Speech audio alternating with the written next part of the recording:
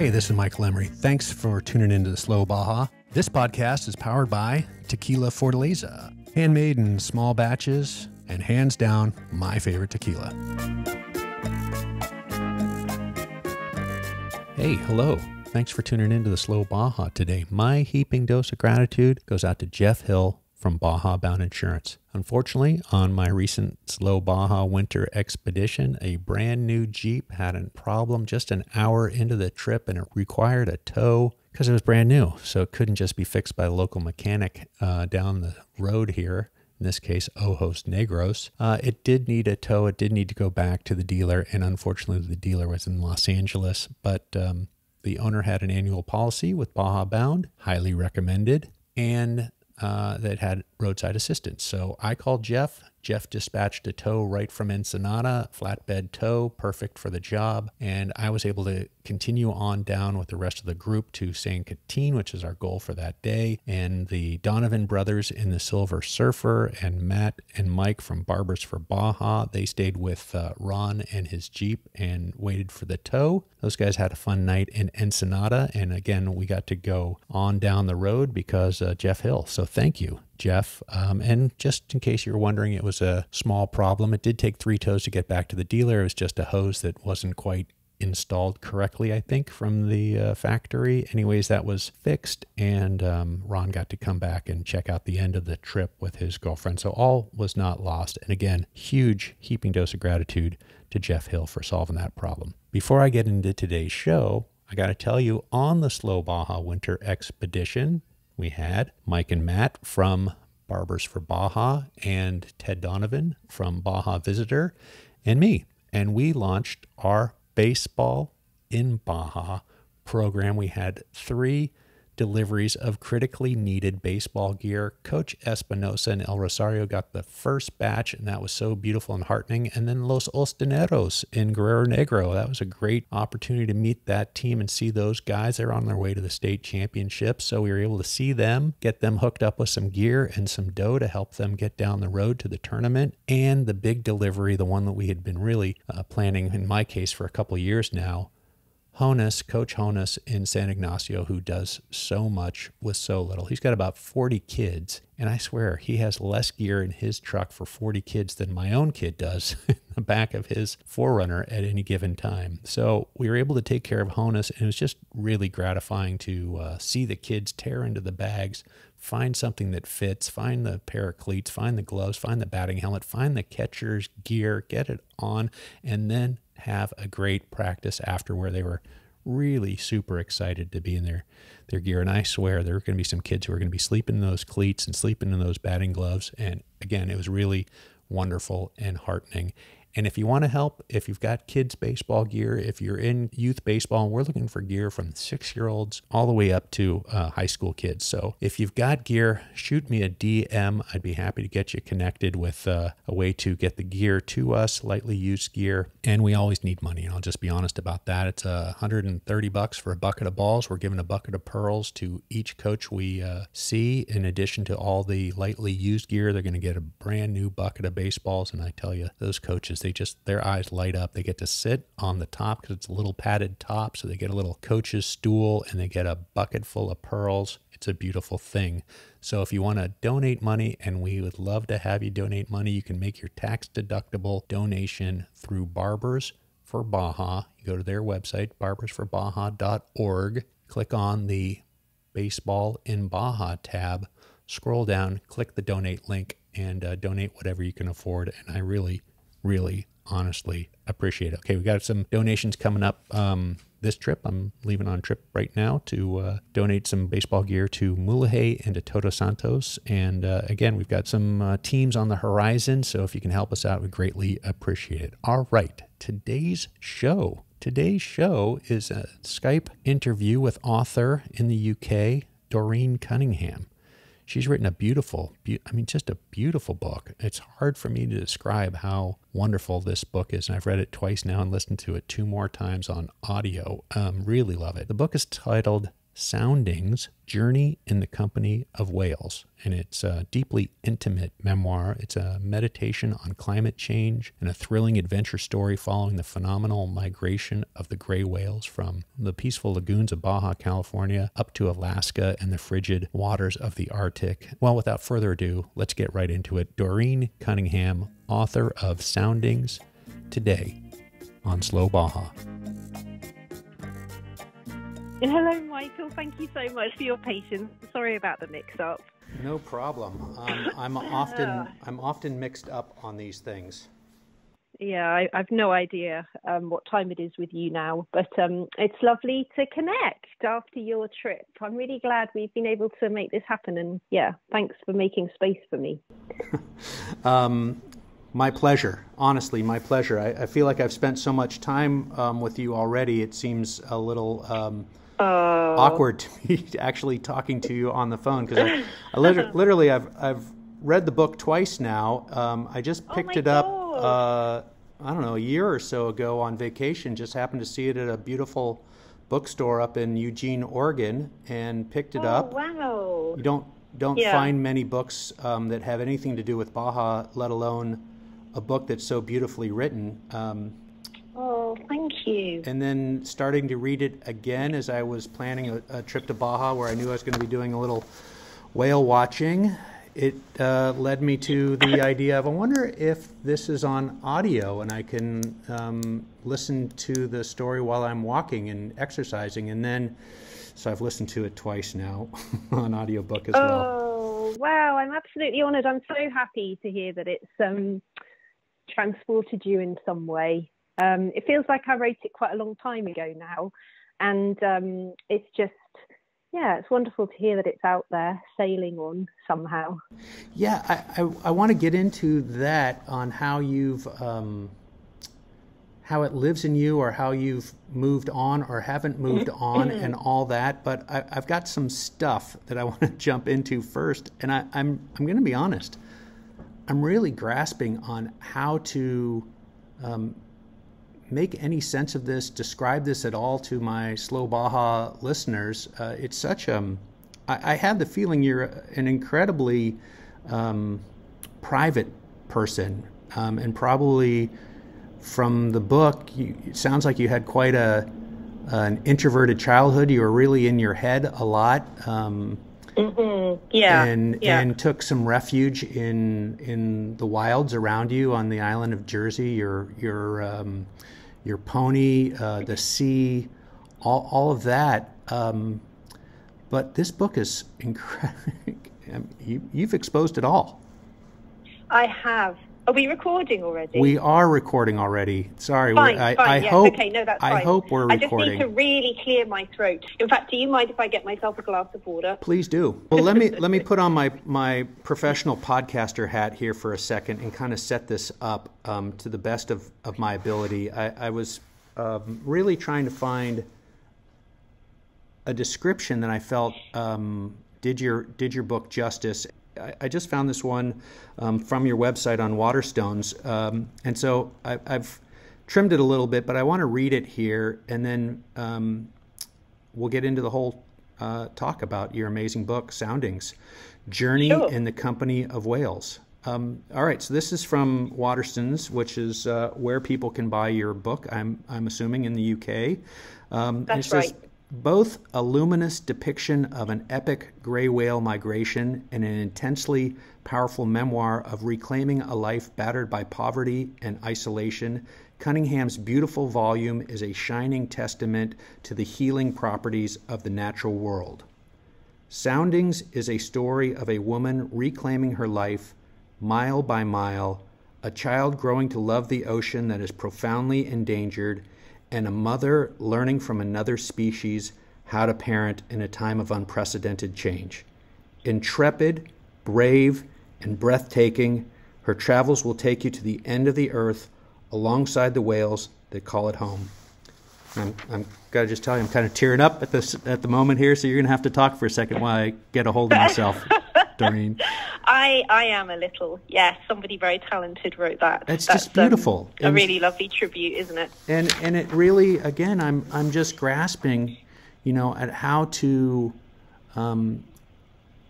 deeply, accurately, thoughtfully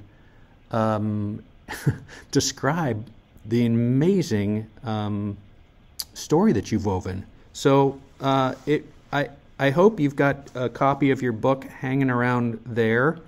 I have. I don't know if you can turn to the prologue. I would love for you to just read from the beginning in the prologue, and I'm going to open my book right here. I think this is just so descriptive. You talking about page 2 here, Doreen, on the prologue. Kodiak Island up at the top is our final stop. If you could start there, and then yes, and actually I prepared a little bit of a reading where I start there and then I skip to another bit and stick them together. So shall I try that and see how you find it? Please do. Yes, please. Okay. Thank you, Michael. Kodiak Island, our final stop, is a major milestone on the Grey Whale Highway, and it's our last chance to see them before we have to leave. On the map, the island looks as though it's been carelessly thrown from the Alaskan mainland, as carelessly as I've thrown away 10,000 pounds. Oh, do I need to say dollars? No. Pounds, we can translate that. Should I start again from Kodiak Island? If you'd like. Yep. Okay, sorry. Like. Perfectionism on display. Take it away, Doreen. Kodiak Island, our final stop, is a major milestone on the Grey Whale Highway and is our last chance to see them before we have to leave. On the map, the island looks as though it's been carelessly thrown from the Alaskan mainland, as carelessly as I've thrown away £10,000 of bank loan to finance this trip. Our visas are spent too. The journey was supposed to help me start anew. It distracted me for a while, but now that it's ending, I'm confronted by all I ran from, a list of my failings. I failed to set up a life for us that I could tolerate, failed to earn enough money to support us, failed to just get on with it like everyone else. I failed repeatedly and spectacularly at love, and of course failed to see what a stupid idea this journey was in the first place. I'm reeling with so much failure that my legs are unsteady, and I grip the sides of the boat, press my hands onto the wood. My fingers leave no impression. In my dispirited mood, the cold sludge at the bottom of the sea invites me. I hold onto the gunwale and close my eyes, sink down through layers of water in my mind. I am the whale diving. The light shrinks to a shining hole above. My blood pump slows, lungs close, body shuts down. Colour slips away. I'm lost in a deep mist. I hear the ocean floor twisting, flowing. Water sizzles, hums with life. Shrimp snap. I probe the dark for voices, call out, try to summon the greys. Scientist now, I examine the muck, a teeming city of multitudes. Clams surf the currents or dig in with their feet. Ribbon worms writhe and slip. A fork-tailed comma shrimp, diastylidae, accumation, swarms and spawns. These tiny shrimp are the prize the whales have travelled so far to gorge on. It's hard to believe such giants are sustained by prey only millimetres long. Mud plumes spew like lava flows as they suck up the seafloor and extrude silt through a curtain of baleen plates. With shifts in the ocean due to climate change, grey whales can't afford to be fussy about their diet. The crustaceans they feed on here are a less calorific and crustier shrimp than the one the whales prefer. Luckily, they're basically vacuum cleaners. I've learned a lot about greys on this journey. I've read whenever Max has slept. You are unique and spectacular beings, sentinels of the sea, ecosystem engineers, harbingers of the climate change that will affect us all. But where the are you? How could you let me down? And I didn't think to check if it was okay to swear, and it probably isn't. Oh, you know what? We edit, and exactly this is exactly why this touches me so deeply, Doreen, that you don't hold back. Here at Slow Baja, we can't wait to drive our old Land Cruiser south of the border. And when we go, we'll be going with Baja Bound Insurance. Their website's fast and easy to use, Check them out at bajabound.com. That's bajabound.com, serving Mexico travelers since 1994. Okay, I think I'm recording. I don't know what happened there. It looks like green bars. Should we just pick up where we were? Green bars are moving. Yeah, I was just saying, you know, that we left on Yeah. And I will say that I edit, and that might get bleeped. I have an editor. I don't have any patience for this stuff, but that might get bleeped. But that's what's drawn me to this. You're so real. I mean, this is an incredible look at your own life, at climate change, at the most amazing mammalian migration in the world. And again, I'm grasping for where to start on this whole thing. So let's start on motherhood. And I'm just going to say it. I was a stay-at-home dad at 3 under 3, so I kind of understand a little bit, teeny bit, about some of the struggles of what you're doing with your family. But you weren't so sure you wanted to be a mother, and if I can infer from your writings, I'm not so sure you had great examples of motherhood, and there might be some deep intergenerational trauma in the line of mothers going back in your family.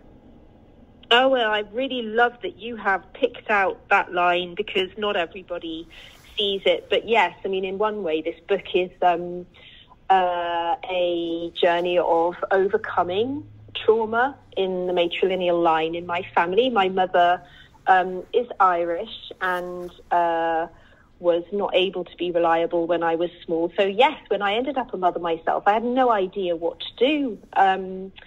And I was in a position where I kind of fell out of my life. You know, I had had a very independent life as a journalist, and suddenly I couldn't do that job anymore because I was sole carer for this little being. And as is the way for many women, I was underpaid for the job I did, and I literally couldn't afford to continue working. So I became a charity case overnight. It was horrendous.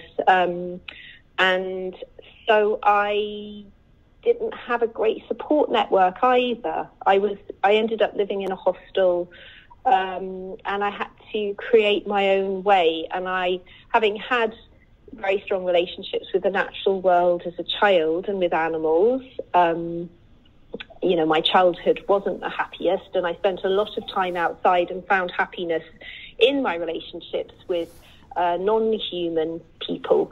And so that's where I was drawn. And when I became increasingly desperate and depressed, that's where I reached out to, and just happened to stumble on this incredible example of endurance and resilience, which is, of course, something that mothers really need.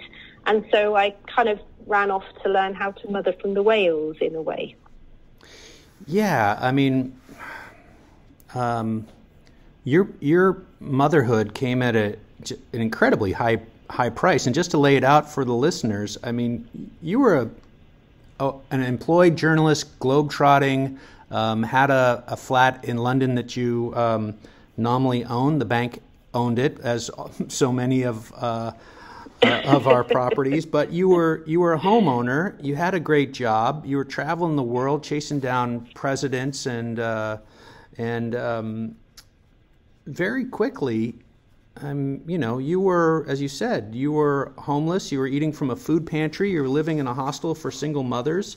Tell me about David Attenborough and watching the documentary on the blue whales, and how that led to, again, finding some connection, some solace in the story of the gray whales and motherhood, and the incredible journey that you took with your son Max.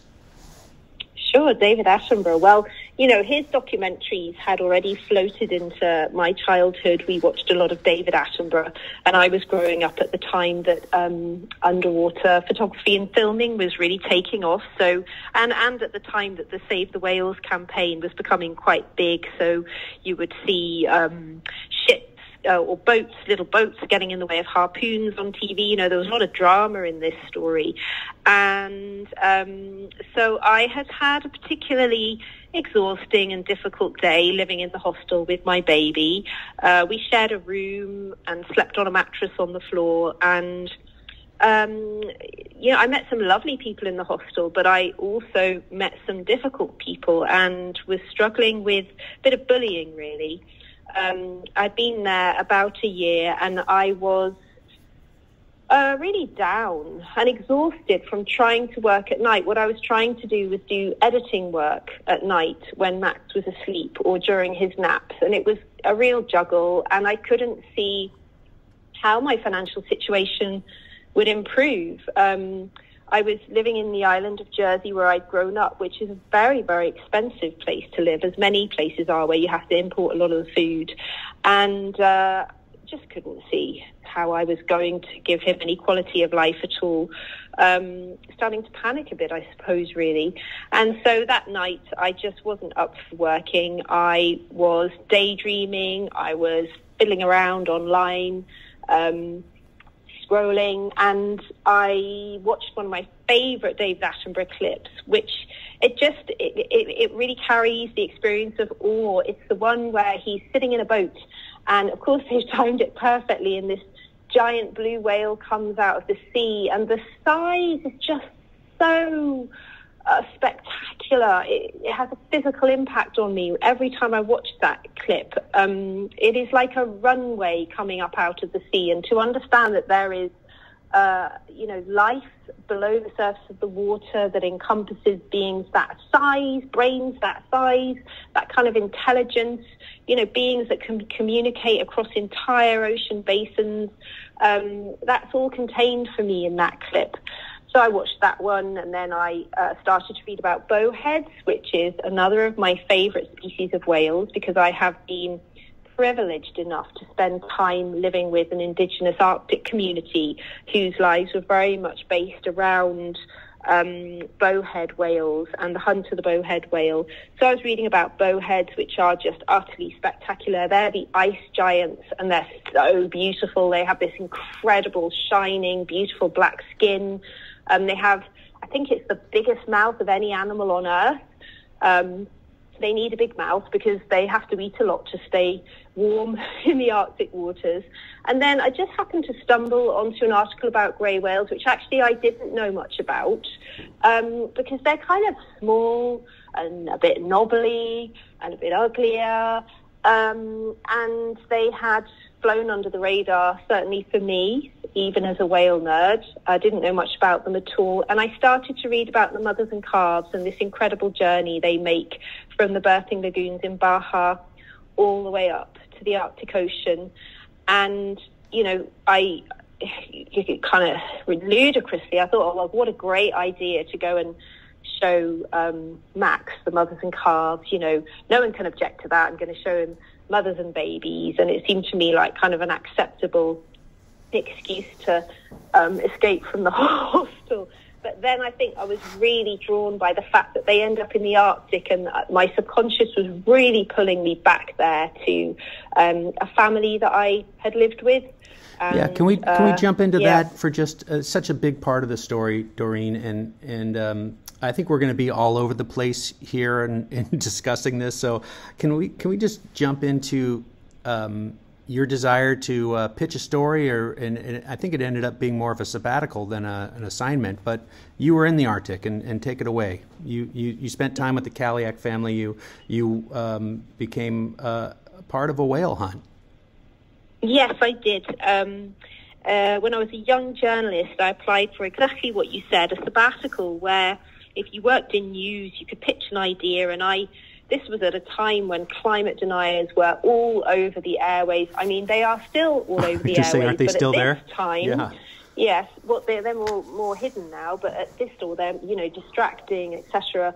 But at this time, they were just saying, "Oh, it's not happening," and changing the debate into whatever kind of entertainment they could. Very sophisticated storytellers and narrators were diminishing scientists' voice, and that was very confusing for me because I came from a scientific background. And so when I thought, okay, yeah, I'd like a sabbatical, yes, thanks. And the most urgent thing I could think of was, well, there's this story that I'm pitching, most days trying to get on, and I'm being told that it's boring and they don't want to talk about graphs on air. And I didn't understand why these scientists were being shouted down so easily. I didn't quite, I hadn't managed to unpick the tactics of what was going on. And so I said, I want to go to the Arctic. I want to speak to local people about what they think is happening. Are they experiencing climate change in the everyday? I said, it's the front line of climate change. And I was told that I had pitched like my life depended on it, and they couldn't bear to say no. So I was really lucky. Yeah, I landed that sabbatical and off I went. Off you went, indeed. Can you talk a little bit about Julia and Jessley and Van and Billy and your Billy? Yeah. Yeah. I mean, again, I don't know how intimate you want to get there, but it's quite a story. Well, I was taken in by a typically welcoming Inupiaq family when I arrived in Ukjarvik, which was then known as Barrow. It's the northernmost point of the US, of Alaska, and it protrudes into the Bering Sea and the Beaufort Sea. And it's an Inupiaq city. And it has been settled for a very long time by a community of whale hunters who risk everything to. They typically use traditional sealskin boats, and I was there for the spring hunt, so I arrived when it was freezing cold, life-threateningly cold, and I had to throw myself out there and just see who would take me in. And Julia was like, "Okay, you seem nice, you can come and stay with us." Yes, I said I want to speak to people about climate change, and they explained that the best way for me to do that was speak to the hunters. So I assumed it would be fine for me to go out with the whaling crew, and didn't realize how many taboos I was breaking.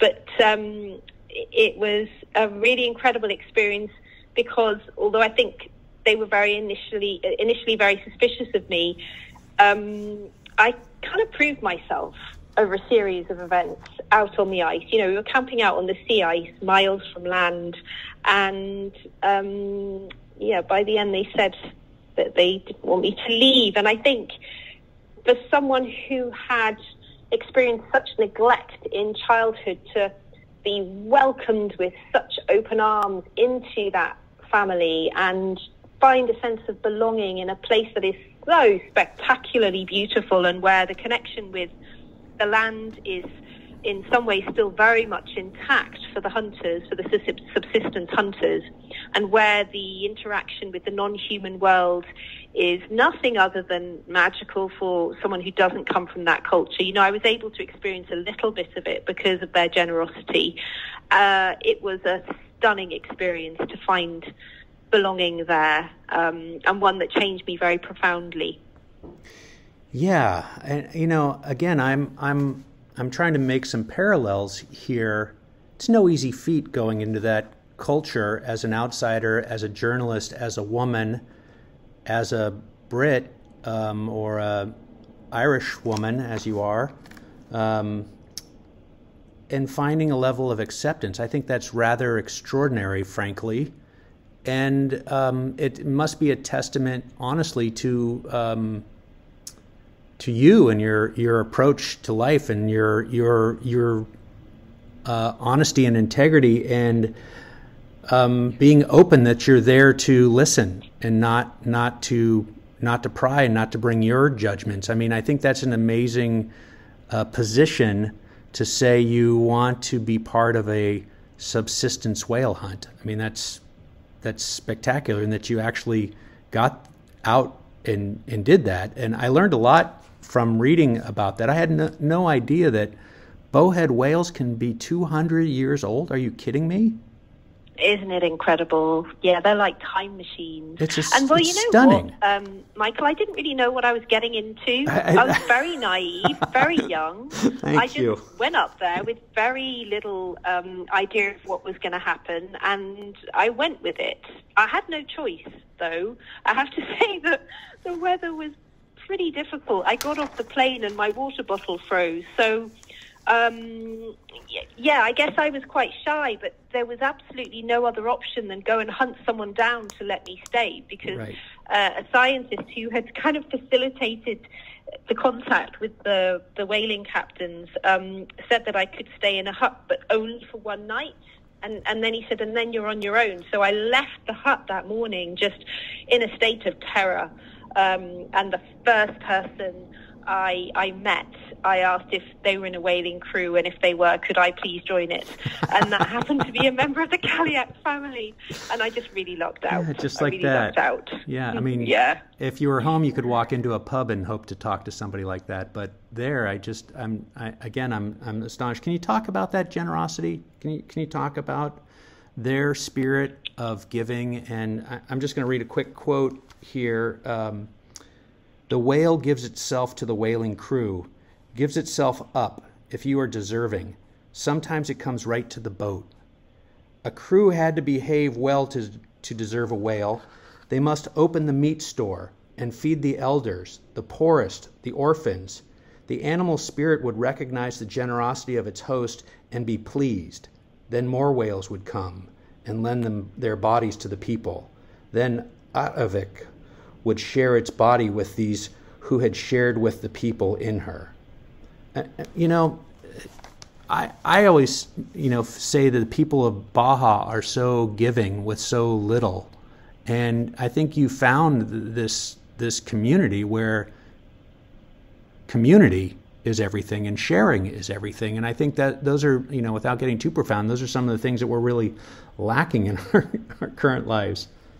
Yeah, absolutely. I mean, it's heartbreaking, isn't it? And I think that I was heartbroken when I was in that hostel. I was like, why is no one sharing with me? Why do I have no community? I had no idea that this was the world. I'd been so privileged up until then. I hadn't needed anybody.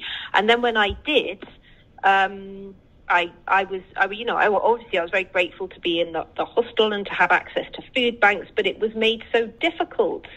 And yes, sharing is so integral to existing as an Inupiaq. And I had somehow ingested that lesson a bit and remembered it because the whole spirituality of the hunt and the whole way the community operates is built on the principle of sharing. And yes, we need that so much right now. Yeah. We've got so much that we need to be humble about. In my culture, there's so much that we need to relearn. Absolutely agree. Do you see, and maybe this is way too profound, so feel free to dodge this one. Do you see any parallels of what the whales went through and what the first people of Alaska and Canada went through with ethnocide and the wholesale, slaughter of their culture, and what scammons and commercial whaling did to the whales? Is that just? I mean, are there parallels there? Or am I nuts? I don't know. I don't know if you can call it a parallel, and I certainly can't speak for the Inupiaq. They're very able to speak for themselves. But I would say that the impact that capitalism is having on us and on our experience as humans, how it is dehumanizing us, is apparent everywhere. It's apparent to me every day when I feel the separation around me, when I struggle to find community. It's absolutely apparent in the violence that is taking place around the world. It's hugely apparent in the impact of colonialism, present and past. So, yes, we've done it to the whales, and we're doing it to each other still. Okay. I'm going to go back to David Attenborough for just a little levity here. I watched that clip and I learned, I didn't really know a lot about blue whales. I don't know a lot about whales. I've done 3 wonderful whale watching trips in Baja now an organized whale watching for a bunch of people in my group. Attenborough says a blue whale routinely reaches 100 meters, weighs 200 tons. Their tongue weighs as much as an elephant. That's just, I mean, it's twice the size of a largest dinosaur, yet we still have little idea of where they travel, where they breed. It's the largest animal in the world, and it feeds on one of the smallest. A blue whale can eat 4 million krill a day. I don't know who counts all the krill, but that is, am I right? It's incredible, isn't it? I mean, even when you talk about the length, I cannot hold 100 meters in my head. I can't comprehend how big it is. And I think in that clip, you know, you just catch a glimpse of the back of the whale emerging out of the sea as it blows and then it goes under, and you just get a hint. And I think all we can get of them is a hint of what their lives are. And actually, my son, not long after the journey, incredibly, we happened to bump into David Attenborough at a public event, and I made a beeline for him, and Max spoke to him and said, "Oh, I see you on the computer." And David Attenborough said, "Oh, what am I doing on the computer?" And Max said, "Talking about animals." So David Attenborough asked him which was his favourite animal, and Max said, "The blue whale." And I have a lovely kind of I can almost still hear him in my head saying, the biggest thing that ever was, or the biggest animal that ever was. So that was a moment that I like to remember too. Yeah, absolutely. Well, from, you know, basically what the lifespan of a gray whale, 70-something years. Am I right about that? Mm-hmm. Yep. So it seems to me, basically from Scammons to Pacheco is only a generation, maybe two, in whale lives in the Baja Peninsula. What do you make? What do you make of what happens there now with alarming regularities? What do you make of the whole friendly whale thing? I do think it's an incredible experience to go and see those whales being so generous and so communicative. And yes, you're right. It's stunning. I mean, there was definitely intergenerational memory and trauma around, and I think that the whales were exhibiting that because they were not friendly towards people. I mean, they were known for upsetting boats, weren't they? And it was almost as though quite a lot of observation had to go on of this culture to make sure it was nothing to do with scammon, and a different sort of behavior emerged. I don't know. I don't know what to make of it. I would say, though, that although I'm very, very grateful to have gone there, I sometimes worry that because whales are so spectacularly gentle, I mean, you know, the whales that we were watching could easily have overturned the boat, but they didn't. They came when my 2-year-old sang, and they kind of reared up out of the water and let him pat their nose and let me kiss them. I mean, it's wild. But it does give an impression that the relationship between our species is good when it's really not. I'd say that if you're looking for villains, you know, we're worse than scammon. Our impact is certainly more. The way that we are devastating whale populations is more thorough, with the way that the ocean is changing and how difficult it is to find food, and, you know, the temperatures are changing. It's more subtle, but it's more consummate, I suppose. I'm looking for the right word. And it's easy to believe when you look at whale watching that everything's okay and things have improved and, oh, great, we're not harpooning them anymore so much. But actually what we're doing is a lot worse. Yeah, I have those thoughts as well. Not easy to digest. No, it's a really hard one. Yeah. But I just think it's really useful to talk about these things. The more we talk about it, the more we can understand it and integrate it and just reflect on how we're behaving and what we can change and what's valuable to us. Absolutely. Absolutely. Do you... I mean, it's what, 8 years on now since you were there and researching the book? Yes, I think so. I think that's about right. How has that experience remained in you? What takeaways?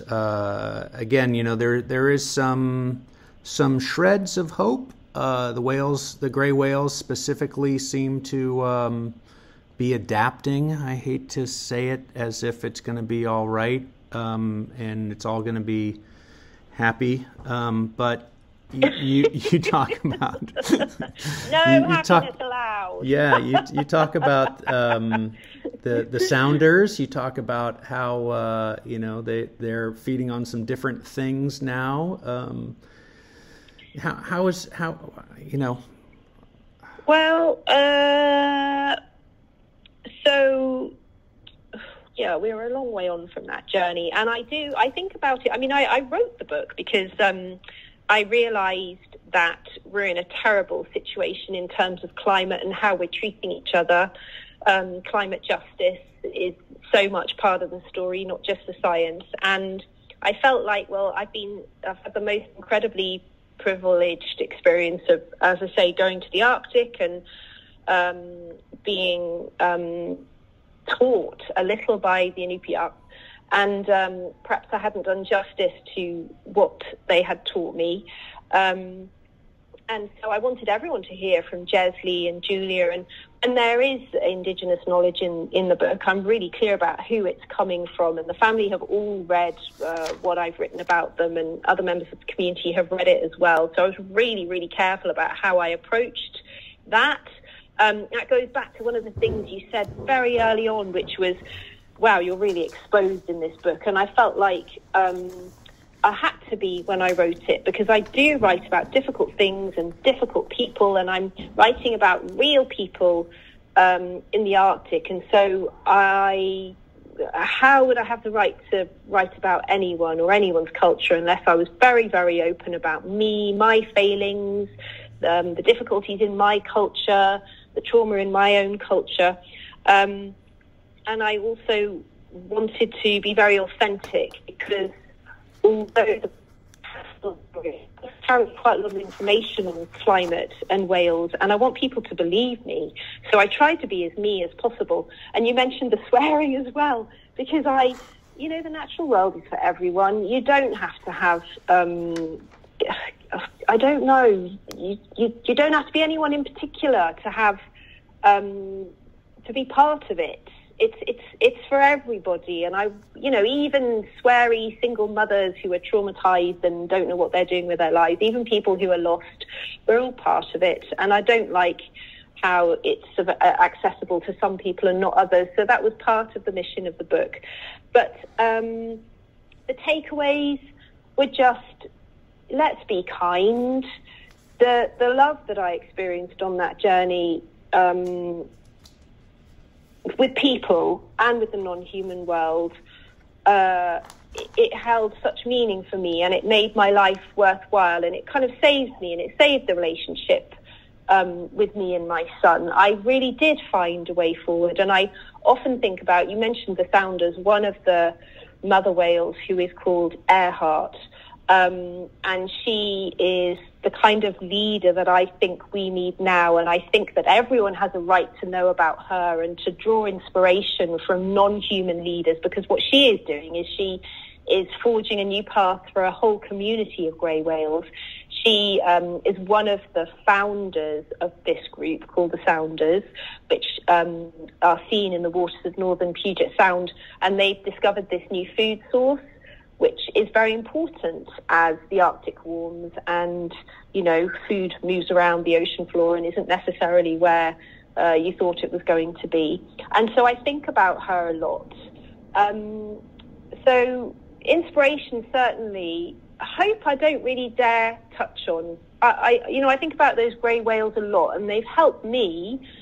And I think hope has to come from us, doesn't it? I don't think we can look outside of ourselves for hope. I think hope has to come from our own behaviour and how we stand up for each other.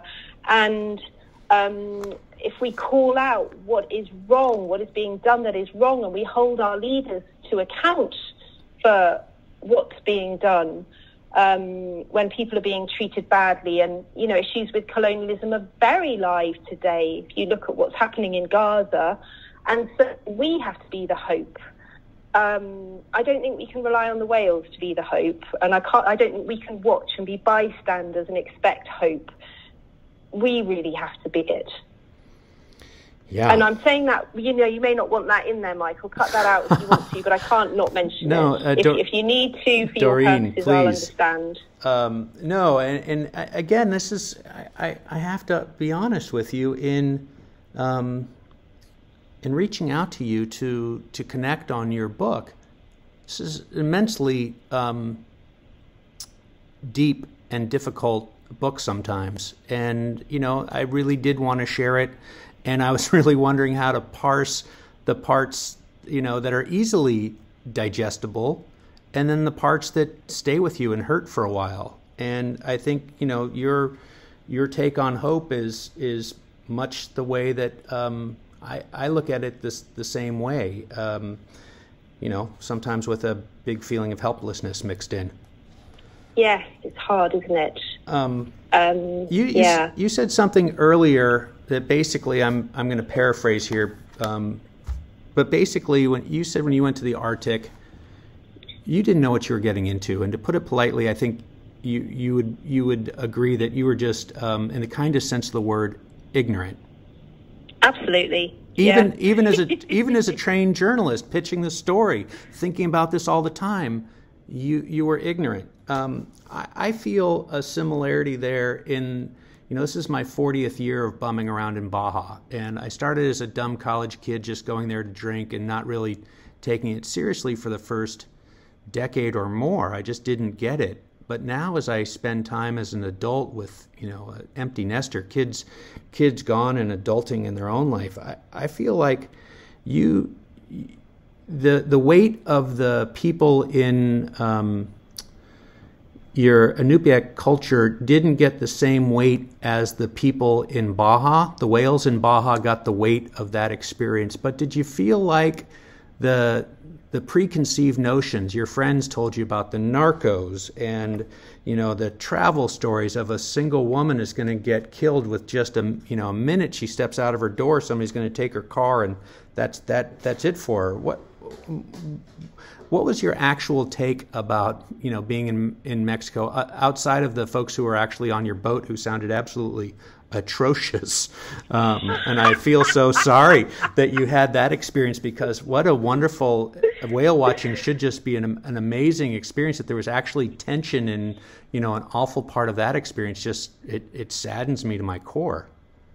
Well, I think that they weren't expecting a kid. I hadn't realized, you know, I thought it was going to be a family experience. I thought that lots of families with young children were going to be there, but it really wasn't. But I think, you know what? You weren't I didn't in a realize nightclub, how unusual it was until I wrote the book. And even when I was writing it, I had this really interesting experience with this wonderful US editor at Scribner, Valerie, when she said, you know, we still don't quite get why you've done this journey. You're not quite taking the reader with us. I think we need to talk about that. And I was like, what do you mean? It's like, I went on holiday and she was like, no. She just had to say this was a really weird thing to do. And then I had to think about it more. But yes, I had a mixed experience of the whale watching. It was wonderful too, though. Unfortunately, you know, I don't speak Spanish, so I wasn't able to do much independently, and I joined a tour group, and I found the local people were incredibly welcoming to me and my son. It was more, I think, people who had this trip on their, you know, sort of bucket list, I guess, and saw us as getting in the way of their experience. And again, that's a cultural difference. You know, in some places, children are celebrated and accepted, and I had found that I was cut out of my life by having a child. You know, I was stuck in the hostel. I was supposed to keep quiet. I wasn't supported. I could hang out in playgrounds, but, you know, you weren't expected to be anywhere else with a kid running around. If you went to a museum or anything, you'd kind of get Browned Out or an art gallery. I remember a few of those experiences. So, yeah, I don't know if I've answered your question at all, Michael. Do you want me to start again? No. I think some of the again, my focus being on Baja, and I'm always talking about the beauty of the people and their kindness and their caring and their generosity, and that's rarely what is coming out of the news. You're only hearing about the one horrific thing that happened, as opposed to the multitude of horrific things that happen in the United States on a alarmingly regular basis. But we had a wonderful time in Baja, and we found the local people very, very welcoming and kind, even though I could hardly speak a word of Spanish. And I also read, incredibly impressive accounts of the efforts to protect the grey whales and create a sanctuary for them from local figureheads. And so I had a very positive experience of the community. And I have been criticised actually by Irish family members who said I had a very rose-tinted view of the Inupiaq, and maybe perhaps gave quite a harsh view of my Irish family, which I don't think I did. I worked very hard to be fair, but if you have a positive experience, then that's what you have, and that is what I had. Yeah, I had a wonderful time in both places, both in Baja and in the Arctic. Life-changingly wonderful times, such generosity. Yeah, I want to jump back into your time in the Arctic. I've got some notes, and it's about community, and you were pushed, I guess, a little bit, or suggested to speak with elders. And I'm going to, get back into the climate change that's here. There's no stopping it. And in fact, that's Warren, how do you pronounce his last name? Matuviak? Matumiak, yes. Matumiak. He said it, he's 79 years old. He said, climate change is coming and there's no stopping it. In fact, it's arrived already. You said that Warren's landing strip at his fish camp was unusable. The ice underneath the landing strip had melted, and the freeze up was coming later, and the river breakup was coming earlier. And when Warren was a young man, he heard elders talking about the weather, and it was so good, so calm. In his final years, the elders said the weather was angry. Yeah. And that was 2006. Yeah, so that's a while ago. Yeah, that's a long time ago. And so one of the scientists I speak to in the book said something like, the Arctic is the warning bell. Everything that happens here is going to happen everywhere else. And so they were seeing the changes first. And I'd say that we're all experiencing angry weather. Well, certainly experiencing it on this side of the Atlantic, and the storms in Alaska. There are ferocious storms cutting away at the beach. There's effects everywhere, and now it's about how do we help each other and how do we minimize the impact that we're having from here.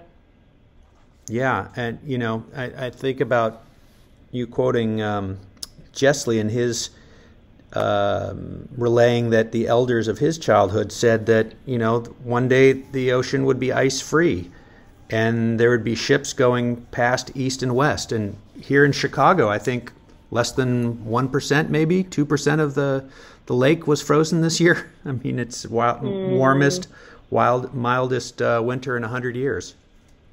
Yep.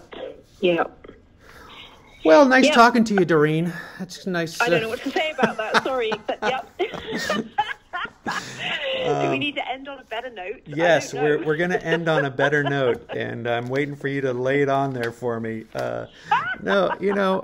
Switching gears, getting back maybe to Earhart, the Sounders, motherhood. Yes. Motherhood. Yeah, Has motherhood gotten easier as it's gotten difficult? You've got 3 kids now. Do you feel like you've taken away something from... I've got 3 kids now, and yes, so that's interesting. How old are the twins? The twins are 7 and Max is 13. Wow. So he's very different, obviously. Yeah. And actually, whenever I talk about Earhart, I can hear him groaning. And if ever I'm telling him off, he'll try and distract me by saying, "Oh, Mummy, tell me about Earhart." So it's a bit of a joke between us now. He's come to quite a lot of my events and sits there rolling his eyes. But you know, that journey, it really did... It did what I hoped it would. It gave us time together and an immensely strong bond. And I think it's been wonderful to talk to people about that and share the strength that you can find in relationships with other people, including non-human people, and to know that the book is out there and hopefully sharing that strength even wider. That gives me enormous pleasure. So I'm so grateful to speak to you today. Thank you so much for inviting me on. Yeah, and again, all those fears that you had way back when about throwing 10,000 pounds away, it came back through karma, didn't it? It did. How do you pronounce that? The RSL Gilles Saint Aubin Award? Is that how do I pronounce that? The Royal Society of Literature Giles St. Aubin Award, and I had not thought of that until you mentioned it right now. It is exactly the same amount of money as I took out for that bank loan, so that's hilarious. Amount. That's really lovely to think of. It was given back to me. Well, amazing. Doreen, we're going to leave it on that karmic high note. I really want to say thanks again for taking a flyer on some guy who reached out with a podcast called Slow Baja and saying that you would talk to me about your beautiful, beautiful book, Soundings, Journey in the Company of Whales. I found you through DoreenCunningham.com. It seems to me that you're not really interested in chatting with the greater world. You're a pretty busy mom and all that. Is there any place where people can kind of look in, see what you're doing, where you're speaking, or any place other than that?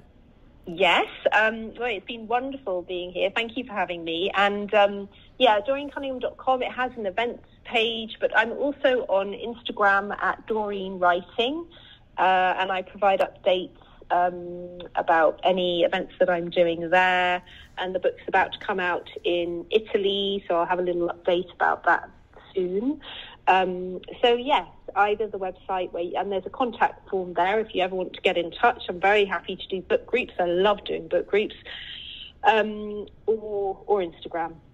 All right. Well, I just pulled up Doreen Writing at Instagram. Looks like I'm following you already. I can't even believe that. So, fantastic. I'll keep in touch with you there. And I just need to say it again. Sincere thanks, deep thanks for making a little time to talk about you and your journey. And again, this amazing book. I really have enjoyed hearing you read this book to me, again, twice now, and maybe more than twice with the amount of cramming I did in the last couple of days preparing for our chat today. But I will highly recommend it on Audible, folks. Get out and listen to Doreen say all these names, these Inupiaq names. Holy Toledo. I don't. Can you throw a couple of them out there in closing? Just like, you got to talk from the back of your throat to make some of these. Back of your throat. I got a lot of help from a really wonderful translator, Etta Patakpunia. I love Arvik. Arvik is the bowhead whale, and the grey whale is Arvik Luak. So there's two really beautiful words there, which I enjoyed saying. Some of the others were harder. Pakslak Pautainik is another nice one. Yeah. There, I'm showing off now. Yeah, and just to wrap it up, Doreen, how do you say "fuck" in that language? You know what? I never asked. I'm going to find out. I'll get back to you. Hey, I need that one. Thanks again. It was really lovely. Thank you, Michael. All right, cheers. Bye we did it. Now. Bye-bye. Yeah, we did it. Well, I hope you like that. You know, I have an aversion to doing these Skype calls, but sometimes that's the only way it works. Unfortunately, I wasn't going to be in the UK anytime soon, and I really wanted to get Doreen on the show because I really, really, really, you heard me say it, I really enjoyed the book. Read it twice, listened to it twice on audio. And I would highly encourage anyone who's interested after hearing the interview today to pick up a copy of Soundings and enjoy the book like I have. All right. Well, if you're enjoying listening to the podcast, you got to help me keep the show going. Drop a review on iTunes. Five stars. Say something nice on Apple. Tell people why you're listening to the show. Spotify, you can leave a review there now too. It's been months since anybody's left a review. So please do that. It helps people find the show. It helps the show stay relevant and get recommended. And that's important stuff. Almost as important as dropping a taco in the tank, which keeps me doing things like this and keeps me on the road. And I'm going to be in Baja for 2 weeks, probably while you're listening to this show. And that's a lot of tacos because Slow Baja only gets about 10 miles to the gallon. Gas is, $4.50-ish a gallon. And so you can do the math. It takes a lot to keep me on the road doing these things in person where I like to do them. So if you've got some tacos jingling, please take a second, go to slowbaja.com, click that donate button, drop a taco in the tank, and thank you very much. And while you're there, well, you should buy yourself a hat or a shirt or something that says Slow Baja on it, a sticker for your car. I was recently on my flight from Chicago to San Francisco, and a guy was heading down the aisle with his beautiful toddler, just showing the toddler some new sights, keeping him quiet. And he saw my Slow Baja hat, and he said, "Hey, I follow that guy." And then he looked at me and said, "Hey, you're that guy." So nice to meet you, Quinn. He got a new hat. And you know what? When you're wearing a Slow Baja hat, it always does spark an interesting conversation with somebody who loves Baja just like you. So do me a solid. Get some Slow Baja merch, that deluxe canvas shopping bag. New batch of those are in. The last batch just flew out the door. It's a really, really nicely made bag. I use it as my carry-on now with my laptop and all that stuff. All right, well, we're going to get to the end of the show. I'm going to tell you about my friend, Off-Road Hall of Famer Mary McGee. You know, she said it. She said, "I'm not sure I'd be in the Hall of Fame if I hadn't done the Slow Baja podcast." Well, she did enough in her real life to be in the Hall of Fame, and I'm glad that the podcast might have gotten some folks thinking about her again and thinking of how they missed her the first time around. So I'm glad Mary McGee is in the Off-Road Motorsports Hall of Fame, but I'm also glad that Mary McGee went to that New Year's Eve party in '62, and cool cat Steve McQueen, her pal, said, "Hey, Mary, you got to come out to the desert and ride a dirt bike with me," because Steve loved Baja. He really did. And he used to go down there with his stuntman buddies, the Eakins brothers, and they used to ride. Malcolm Smith, yeah, those guys. They used to all hang out and ride Baja together, and they got Mary McGee to go with them. And, Steve said it. Steve said, "Baja is life. Anything that happens before or after is just waiting." People always ask me, what's the best modification that I've ever made to Slow Baja? Without a doubt, it's my Shieldman seats. Toby at Shieldman USA could not be easier to work with. He recommended a Vario F for me and a Vario F XXL for my navigator Ted, as Ted's kind of a big guy. And Toby was absolutely right. The seats are great and they fit both of us perfectly. And let me tell you, after driving around Baja for over a year on these seats, I could not be happier. Shieldman, Slow Baja approved. Learn more and get yours at shieldman.com.